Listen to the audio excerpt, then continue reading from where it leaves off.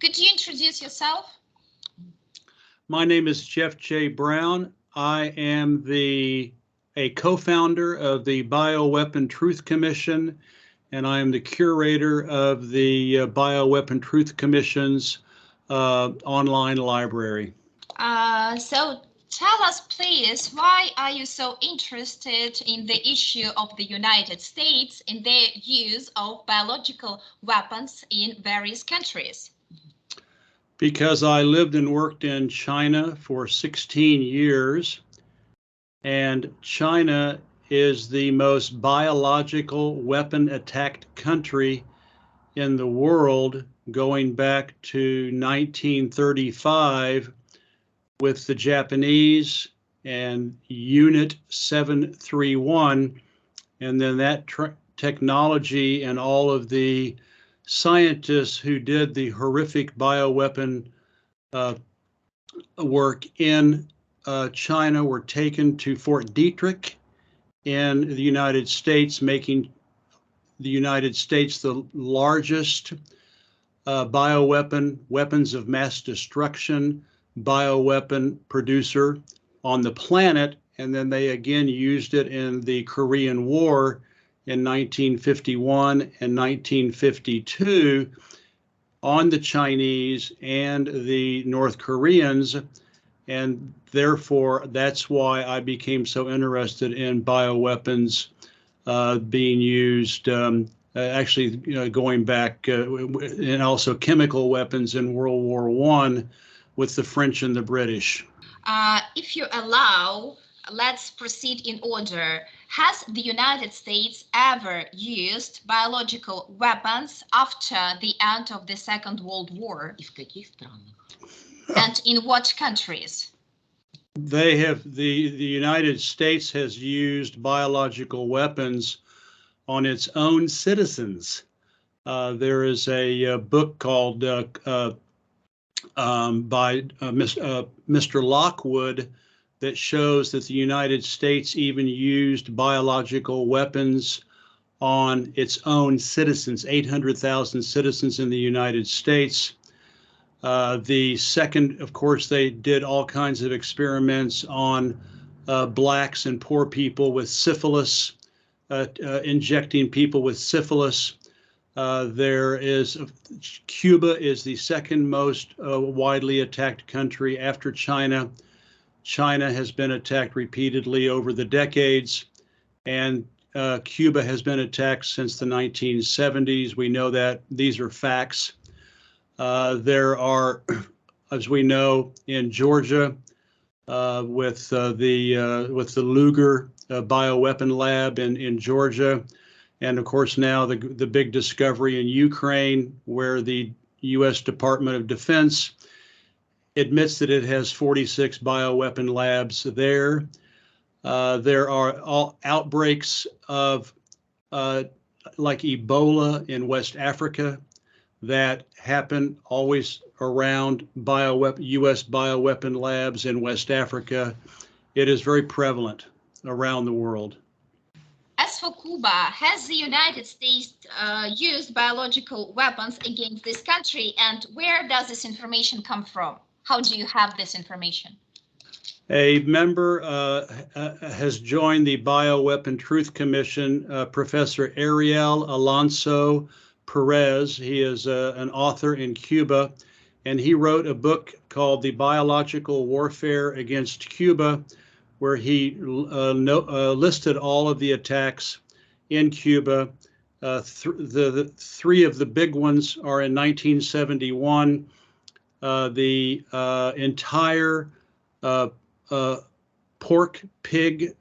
entire pig population in Cuba was wiped out with African swine fever, and it has already been a member of the CIA has already admitted that they did that.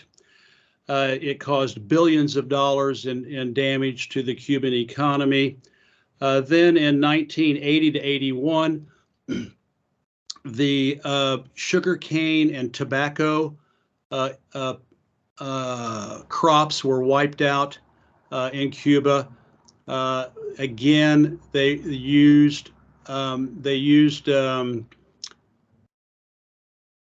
insects, viruses, and bacteria that had never been seen in the Americas before and came from other parts of the world like Asia and the Pacific.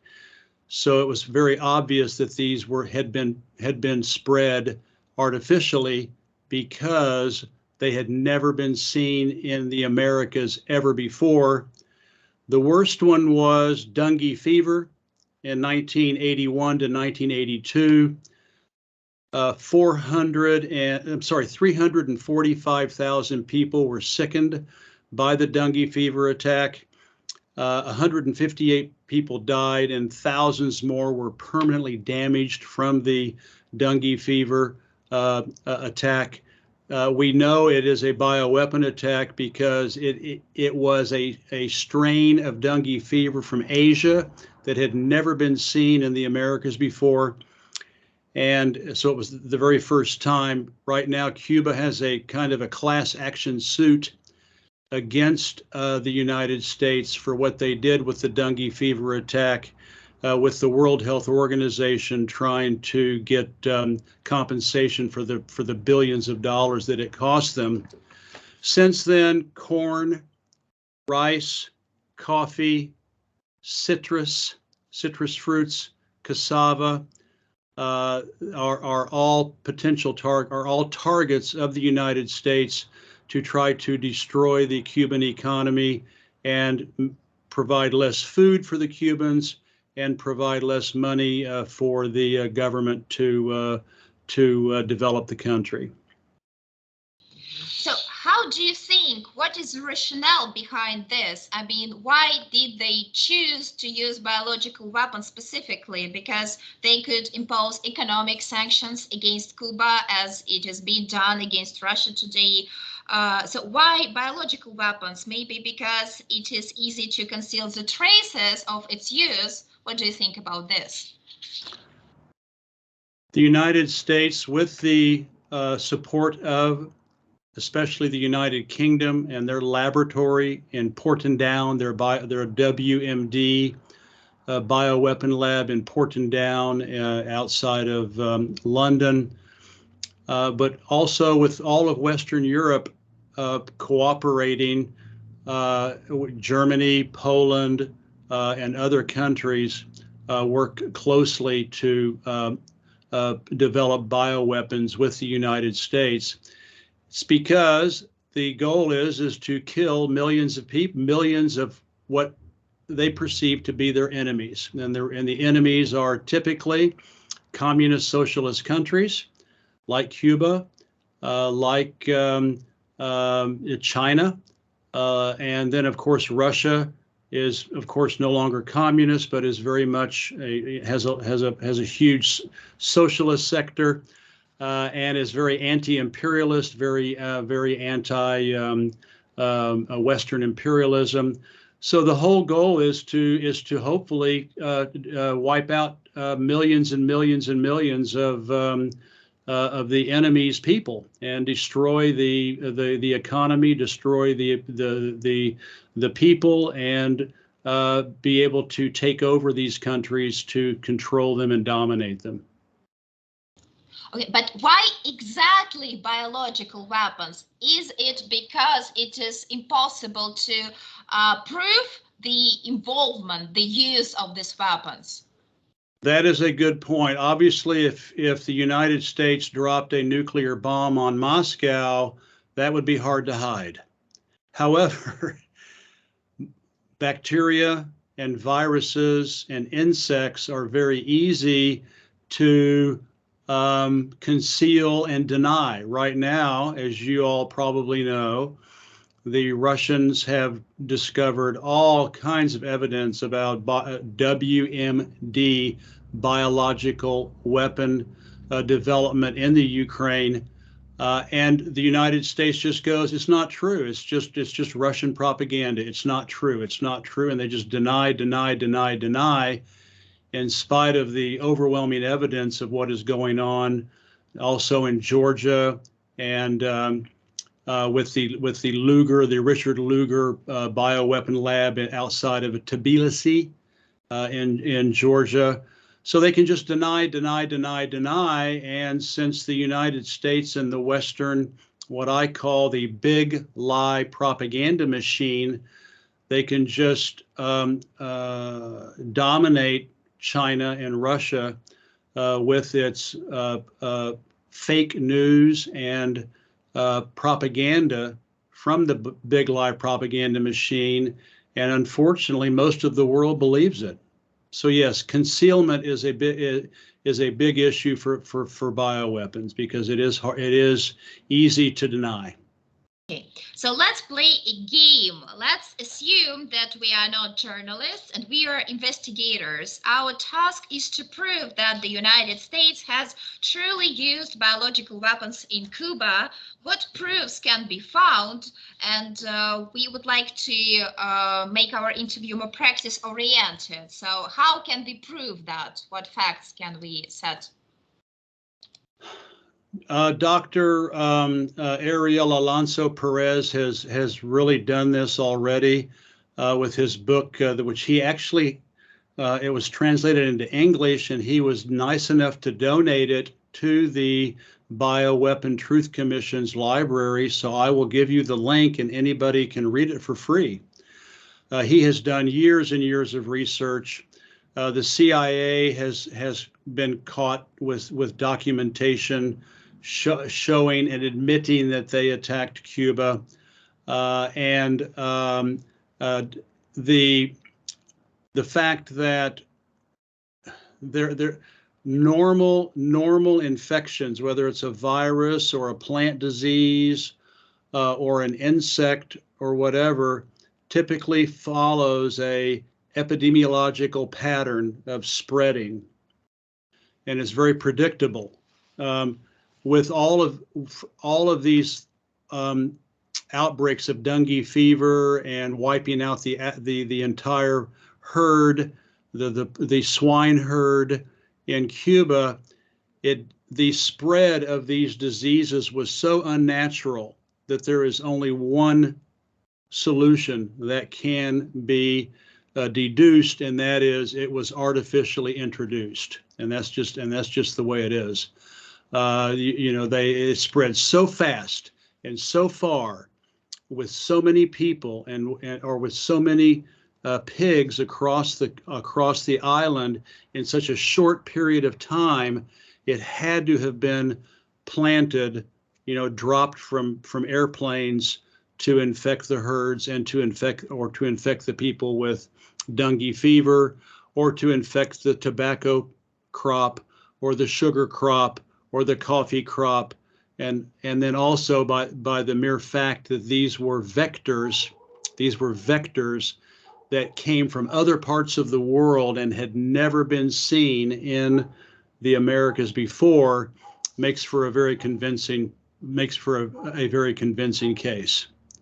And the fact that the CIA has even admitted doing it, and there's even an article in a San Francisco newspaper where they even said, the CIA did this, they admitted it, and so it's obvious that it happened. Let's now talk about Ariel Alonso Perez. When did he write this book? Why did he do this? Why is he so interested in this matter? And if this book is in front of you, could you just maybe cite some quotations from it? Well, right now he sent it to, it was published in Spanish. It was originally published in Spanish in Cuba. He is a scientist, he is a researcher and a Cuban, and obviously all of these horrible WMD bioweapon attacks not only affected his country, but his people and probably his village and maybe even his family. And so he obviously was very passionate about telling the truth of what happened.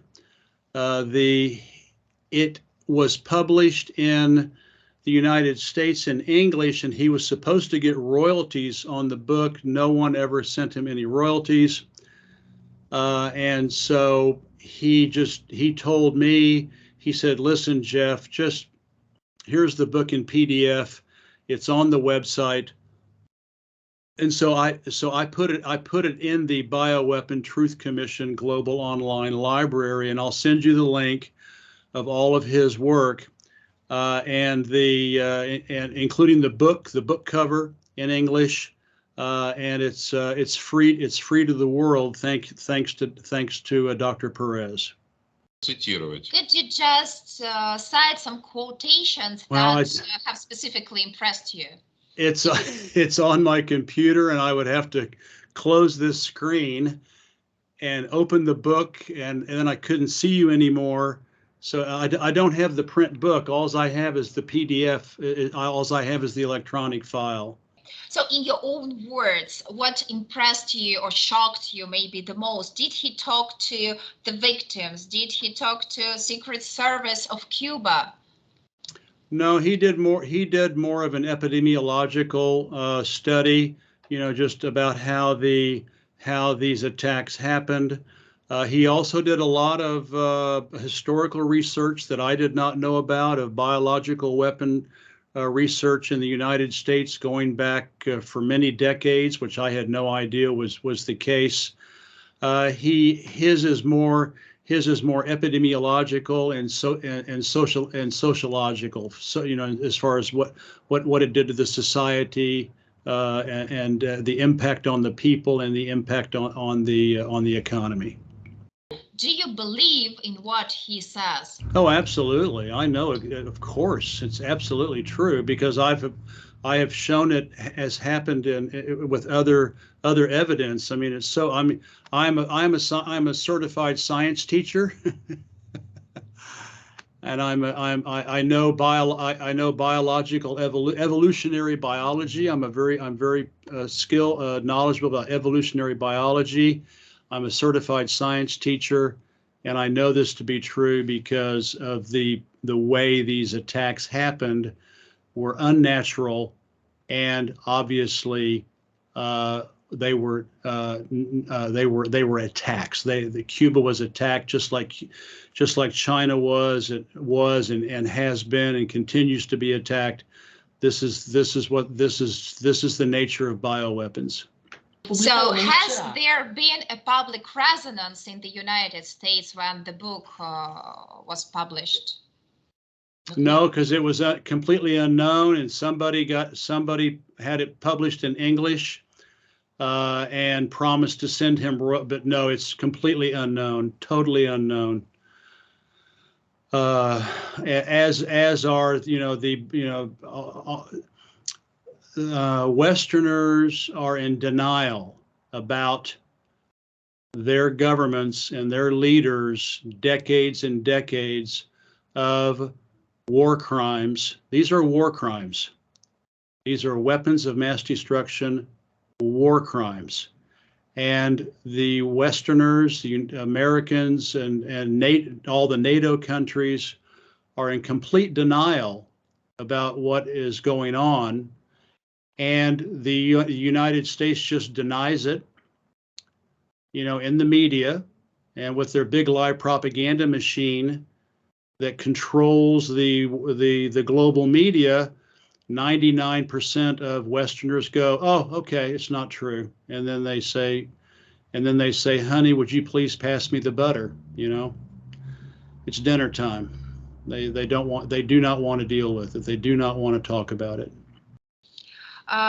We all understand that the spread of biological weapons is prohibited by all the international conventions, and by accusing the United States of having used it, we are accusing it of having committed a crime against humanity. So those are serious allegations. Yeah, but since when has the United States respected any international law or treaty if it goes against its interests? The West thinks that it is above the law. It is above everybody else, and the Western countries have the divine right to break any and all international laws as they see fit, because and this gets into a lot of racism. There's a lot of racism involved here against Chinese people, against Slavic people, against Africans, Asians in general. There's a lot of racism involved here. But of course, the United States and the West feel morally superior to Slavic people, Asian people, brown people, black people, etc., and they are made subhuman. All of these people are made subhuman, and therefore are expendable and can be genocidally. They can be exterminated through genocide because the West is morally superior and is always right. So in Unit 735, those on whom tests were conducted were called logs. Yeah, exactly. Yeah, logs. Yeah, absolutely. Yeah, I wrote about that. Yeah, I've written about that in Harbin. Unit 731. It was called Unit 731. Yeah, they were logs. They were called logs to be cut and burned, because after they were killed, they were incinerated in ovens. And of course, the United States loved what they saw in Unit 731. Brought back Ishihiro and the top level scientists from that WMD center in Harbin, and also 8,000 microscope slides, tissue slides. They also brought back containers of documentation, and all of that was adopted by the United States, and it turned Fort Detrick in Maryland, outside of Washington, D.C., overnight into the largest WMD bioweapon development center on planet Earth. And now the United States has over 300 laboratories. Some estimates are as high as 400 across the planet, and they tend to be close to the West's perceived enemies: Russia, China, Cuba, etc. So it's horrific. There should be a lot of people that should be going to a Nuremberg trial. Hundreds and hundreds, if not thousands and thousands of people should be going to Nuremberg trials. And let's hope that the Russians have war crime trials after what they find out in Ukraine and all the bioweapon labs, the American bioweapon labs that they have been able to get information from. That's the Bioweapon Truth Commission's hope, is that there will be Russian instigated war crimes for what the United States has done using WMD bioweapons in Ukraine, especially, but also around the world. Just a couple of words about this Truth Establishing Commission that you've been talking about. Who established this and where is it located? Me. I was one of the co-founders.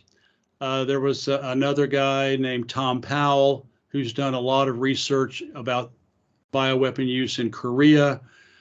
Godfrey Roberts, who found the long-lost international scientific report done by Dr. Joseph Needham during the Korean War about the use of bioweapons in Korea on Chinese and North Koreans. There's Jeffrey Kay, who's another good researcher. And then later, Dr. Perez in Cuba joined, and also Diliana Getangieva, a Bulgarian investigative reporter who has done a lot of work in Georgia and exposing the war crimes, the U.S. war crimes in Georgia. And it's the largest repository of information about bioweapons and chemical weapons going back to World War I, movies, pictures, documents, books in Russian, French, English, and Chinese. It's the largest repository in the world, and somebody has to take care of it. And so I elected to be the curator to put it all together online. It's free. Tens of thousands of people have visited it, and I encourage everybody to look. And of course, you just look up Ariel Alonso Perez, and you can find all of his information about Cuba. You can go to Ukraine. I've got a whole section I've added on the Ukraine. Korea. There's books. It's vast, and there's hundreds of hours of film. There's thousands of pictures, and there's many thousands of documents and records. It's something that I am personally proud of. Can we estimate the damage inflicted by the United States on Cuba? How many people died? Какие финансовые ущербы? What are the financial damages? I don't know. 158 people died in that the first attack in 1981, 1982. It's hard to say. It's hard to say because, for example, just the economic sanctions in Venezuela against Venezuela, even the United Nations has calculated that those sanctions have killed, I think it's something like 19 or 29,000 people in Venezuela. So I haven't seen any figure, but it is clearly in the billions of dollars. When you wipe out a country's entire swine herd, when you wipe out a country's entire poultry flock, wiping out all the chickens or wiping out all the pigs, wiping out all the corn, wiping out all the rice, not to mention the loss of jobs and income from tobacco and sugar. We're talking billions and billions of dollars, and who knows how many people have died simply because they didn't have enough to eat, or they couldn't make any money because their crop was destroyed. Mr. Brown, the United States is located near to Cuba, so the United States can say if we have ever used biological weapons against Cuba, we could have suffered ourselves. So would it be a reasonable claim? Well, first off, it's 150 kilometers to the Florida Keys. It's far enough away. It's a big enough barrier that no insects or viruses or bacteria are going to make it 150 kilometers across the Caribbean Sea. So the United States didn't have to worry about contamination. And the United States, of course, when they do this, they were able to fly small airplanes under the radar of the Cubans, so the Cubans can't detect the airplanes. So no, the Americans don't have to worry. It's too far away. Tell me, please, do you know specific people who were responsible for these programs aimed at producing biological weapons back then, and who are these people now? So who is to be blamed? What personalities?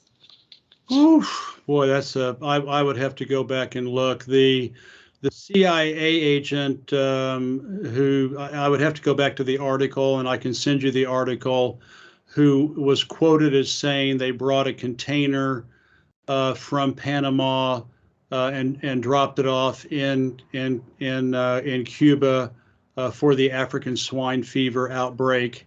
To be honest with you, you've caught me off guard. I mean, these are these are names. I know, the names of the Ishihiro was was the Japanese guy, was the Japanese leader of Unit 731. And so, but those are the only names I have right off the bat. Хорошо, окей. So could you tell me if there is any information proving that the United States had analyzed the area that they intended to attack beforehand, and if they had taken some blood samples from people? Well, in Cuba, I don't know. Obviously, for Cuba, they have satellite imagery to find where there's the greatest concentration of pigs or the greatest concentration of poultry or tobacco, sugar plantations, tobacco farms, etc. The United States in the 1990s. According to Professor Ariel Alonso Perez, several years before the attack in 1981, blood samples had been collected. Could you confirm or deny this information?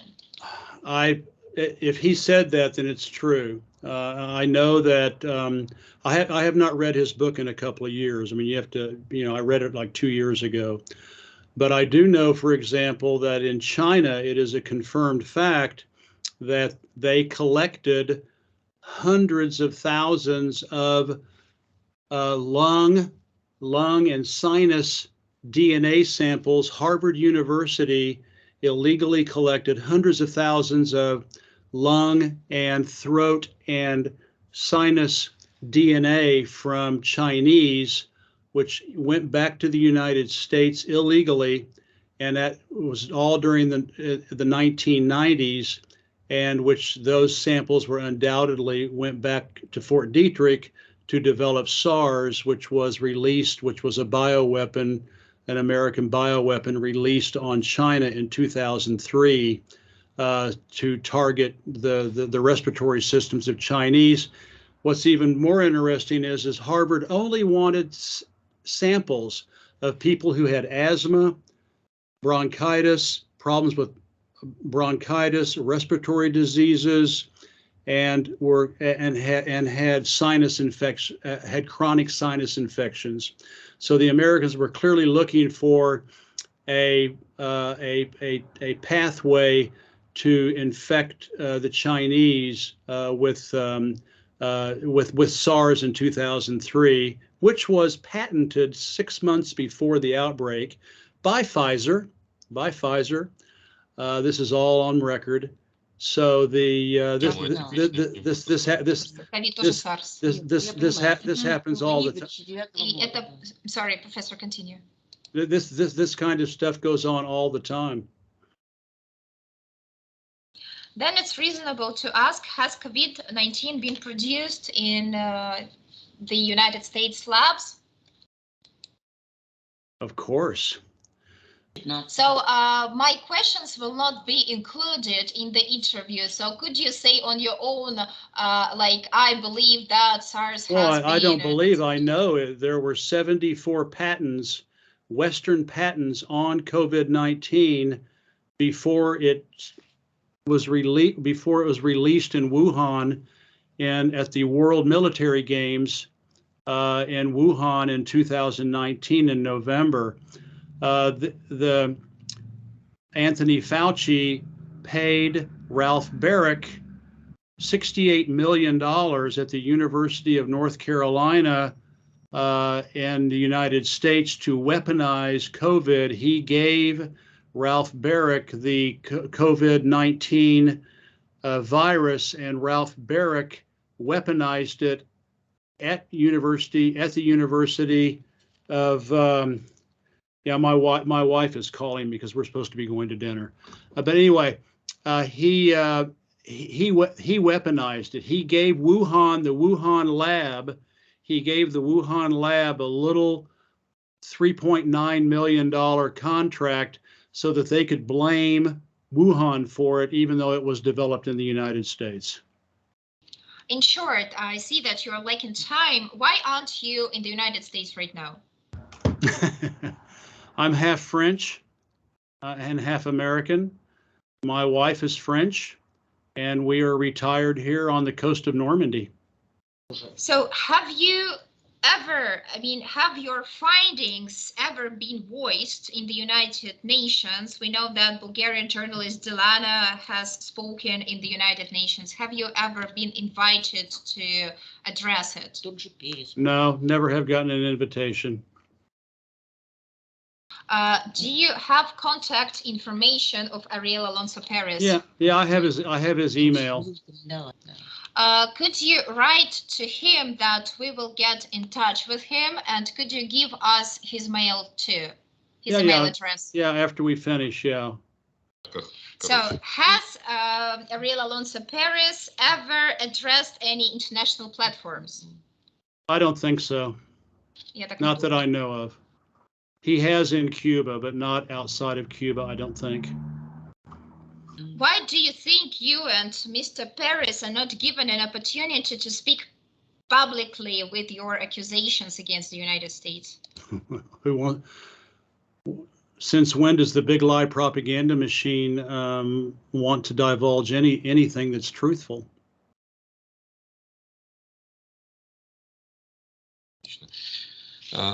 Mr. Brown, thank you very much for this interview. Thank you. It was really interesting. Thank you so much. How do you say thank you in Russian? Okay. Have a nice evening. Мы скинем ему потом ссылку на наш фильм обязательно. Okay. We will send you a link to our movie later. When it's later, looking forward to it. Thank you very much. Bye-bye. If you ever want me to come back on to talk about COVID and other things like that, I have a lot of information. Okay. Thank you so much. Thank you very much. Thank you. Bye-bye.